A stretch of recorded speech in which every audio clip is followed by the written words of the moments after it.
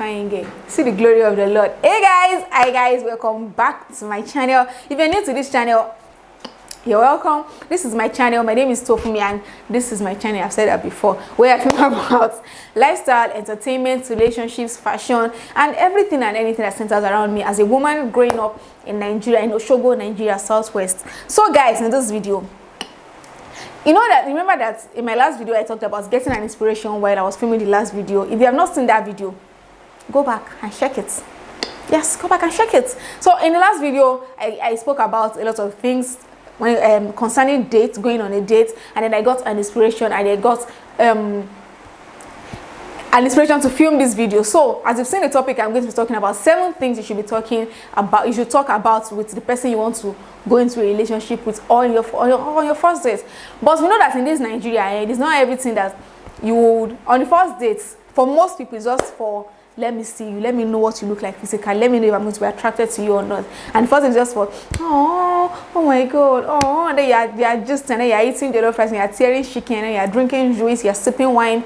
That is what basically it is in this Nigeria. But I know that a lot of things, a lot of conversations go on behind the scenes before the first date. You've spoken about a lot of things, and you're already like, okay, let me just see this person and know if I'm going to be attracted to this person physically before I decide to just give in a yes and go for this person. Or there are some people that do blind dating, blind relationship, distance relationships. You are in the abroad, your partner is in Nigeria, and then you guys cannot see, but you guys just trust video calls. You trust yourselves that, okay, this video call should be able to help our lives. So these are I'm going to talk about the things that you discuss before you say, okay, let me date this person, to avoid calamity. Of course, there's still going to be calamity. But in Jesus' name, calamity will not be for our relationship. But of course, there's still going to be issues. There's still going to be a lot of friction, because these are 2 people coming from different backgrounds to come together to form a future, a different future for themselves. And they have a vision. They have what they are going for. So there's bound to be friction, because if we're not raised the same way, even people that are raised the same way, me and my sisters, me and my siblings, we fight.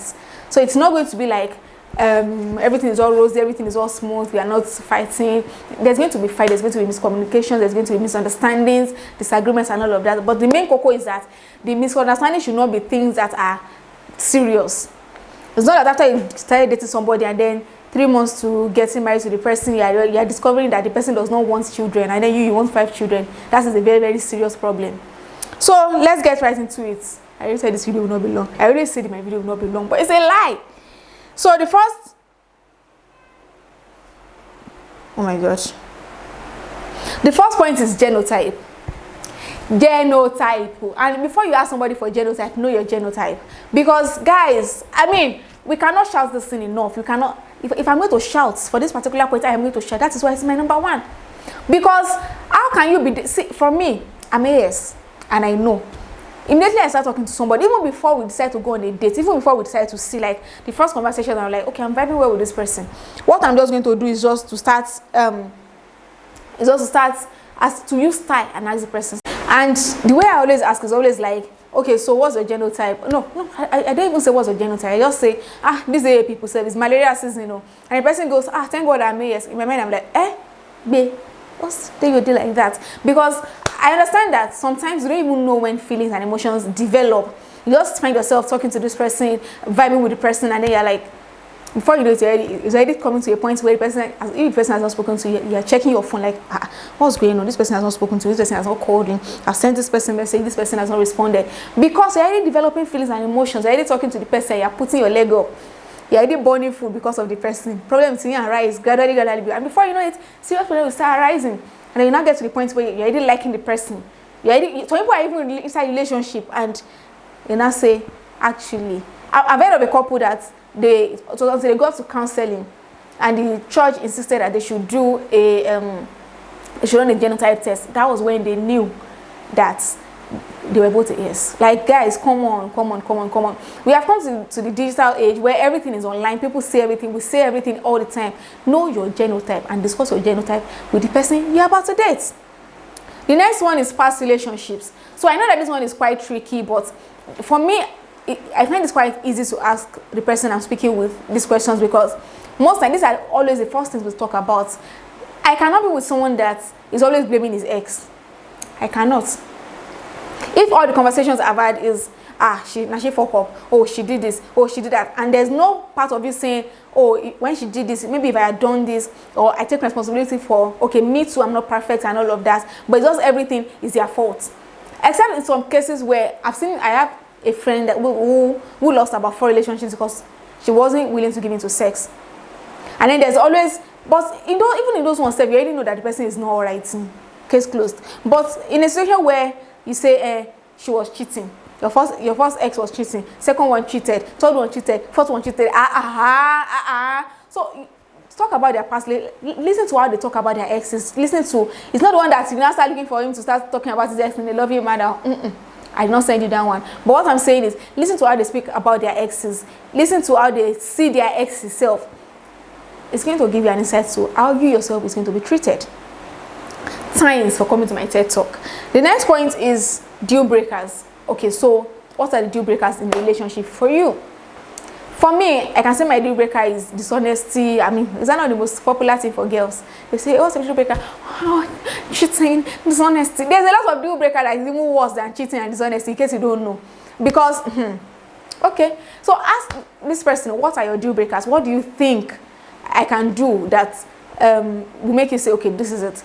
Most of them will tell you that, actually nothing, you're so dead to my heart, and there's nothing you can do that will make me say I'm no longer interested. It's a lie from the pit of hell. Don't let them deceive you. It is a lie. Press and press on that option. So if you ask somebody that, okay, what are your deal breakers, and the person says that, nothing, no, you see, you're so perfect for me, you are this, you are that, blah, blah, blah, there's nothing you can do that can vex me, I've been there, done that, come and ask me for past question. It's a lie. So what I do is to say, okay, oh, that's your own cup of tea, oh, I hear you, oh. But for me, my deal breaker is if you cheat on me, if you beat me up, if you shout at me, if you do this, if you do that. By the time you start mentioning your own deal breaker, they start saying, I don't like women shouting at me. You're already getting your points sharply, like sharp like that. Do you guys get? As for deal breaker, it's not the one that you now want to get married and the person will start telling you that actually the thing is I want BDSM, blah blah blah blah blah blah. Anyone that cannot give me the way I enjoy sex is just only through BDSM. Anyone that cannot give me BDSM, blah blah blah, that's a deal breaker. Run. The next point is jackpot plans. This point should have been my second point after genotype. It's the most important thing right now in this country.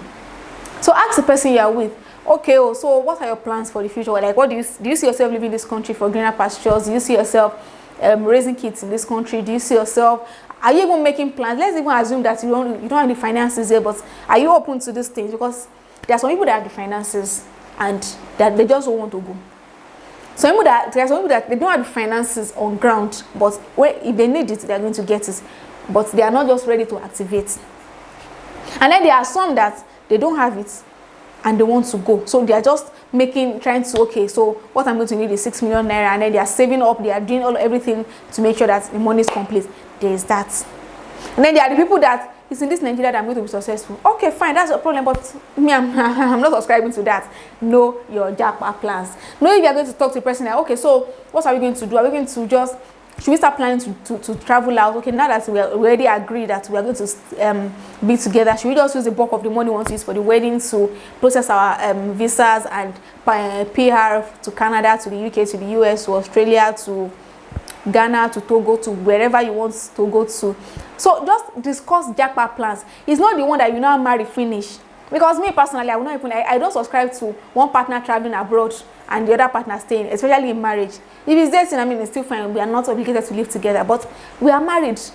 And one person is now no. If you are discussing jackpot plans, let's discuss it together. You want to take exams? Okay, I'm going to take exams too. Let's take exams together. Let's discuss how we are going to make these things how we are going to make it out of this country as fast as possible. As for their jackpot plans, it's not the one that you now enter marriage finish and you ask me saying, but baby, now so okay, let's write IELTS, let's do this one, let's do that one, let's start pushing for Canada, and we start telling you, me, I don't want to leave my country, or me leave my okay.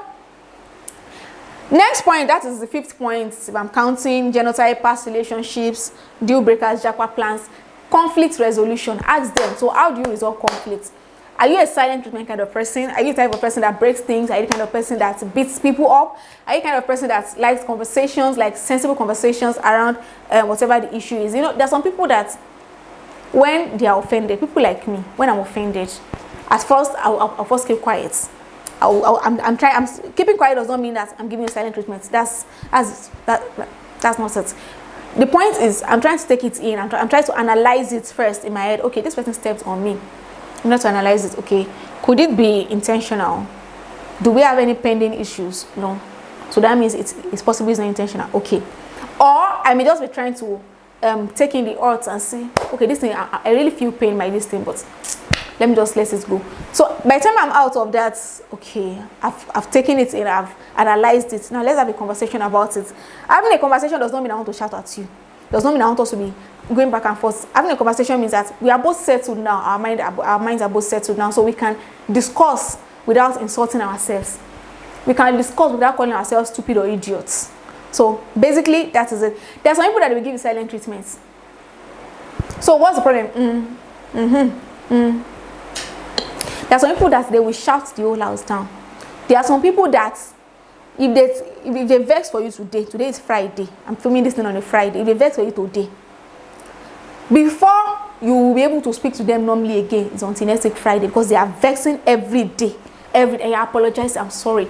You know what you did yesterday was very, very stupid, right? And then they continue and continue and continue and continue.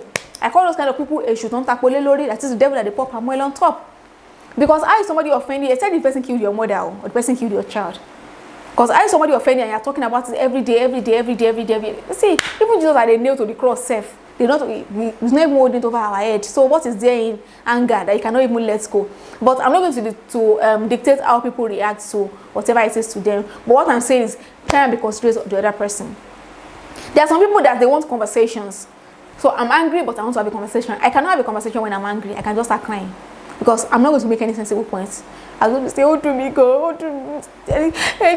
I will not make any sensible point. That is why I like to analyze the thing in my head first, so I can arrange my points. So he stepped on me, and I found that hurtful.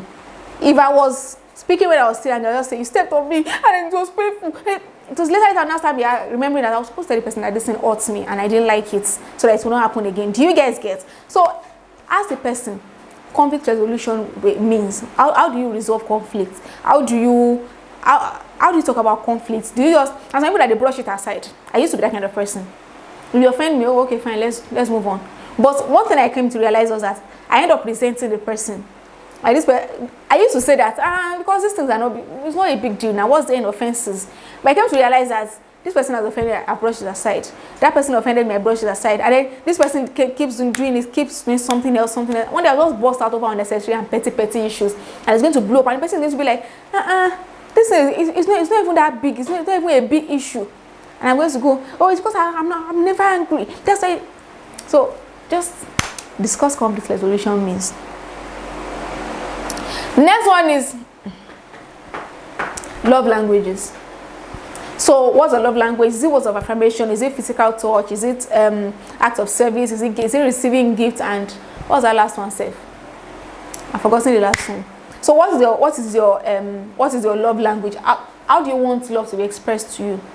Me, I like it when people express. Tell me how you feel. I think I tweeted about this thing sometimes last week or 2 weeks ago, that I like it when people express. I like words of affirmation. Tell me exactly. Don't just tell me I love you and you're the best thing that happened to me. I love you because this, and you're the best thing that happened to me because these are the changes you made, because you did this, because you did. Just give me examples. Let me know the particular things that I'm doing that is exciting. Same thing as when I hurt you. Tell me the exact thing that I did that hurt you. Some people like attention. Some people like spending time with their partner. Some people like physical touch. Some people like receiving gifts.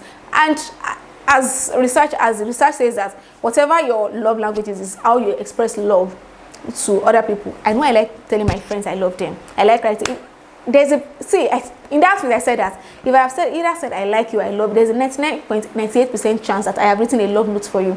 I always write love notes for my friends. So, but all I'm saying is ask this person for their love language, so that you're not going to be sending gifts to somebody that wants to spend time with you.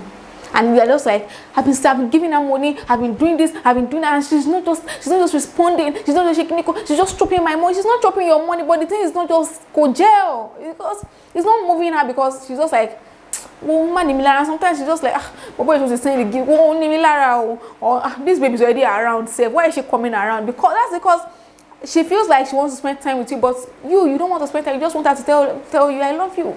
So just discuss love language so that you don't end up clashing with each other. The last, but definitely not the least, is health history. Health history.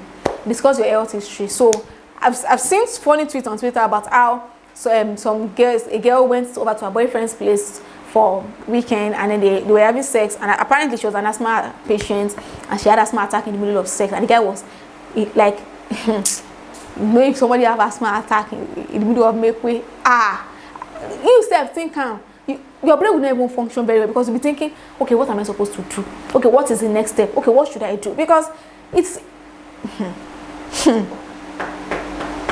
so discuss your health histories, discuss your do's and don'ts. There are some people that for people like me, I don't like noise. Noise gives me headache, stress gives me headache. So if I decide to, okay, I want to go and visit my partner, and then I get there and maybe they live in a house where they have lots of generator and it's giving me a headache, and I'm just so discuss health issues, discuss health history. Tell them, okay, maybe I don't eat this thing gives me nausea, this thing makes me feel like this thing makes me feel like this, and when I'm sick, this one. Just discuss everything, let them know. And there are some terminal illnesses that people cannot cope with. Tell them, okay, I'm living with this, I'm living with this. The person will stay, the person will stay. The person is not going to go, the person is not going to go. But what we are not going to do is tricking somebody into a relationship, and then in the relationship now starts blackmailing them with, you know, I love you, I love you, and because I love you, this one, that one, no sis, no bro, we ain't doing that here. Anyway, so that is the end of this video, guys. Thank you guys for watching to the end of this video. I love you guys so much. If you haven't subscribed, I mean, we still have a long way to go, so subscribe. You don't want to miss out on anything. I love you guys so much. Until next time, guys, bye.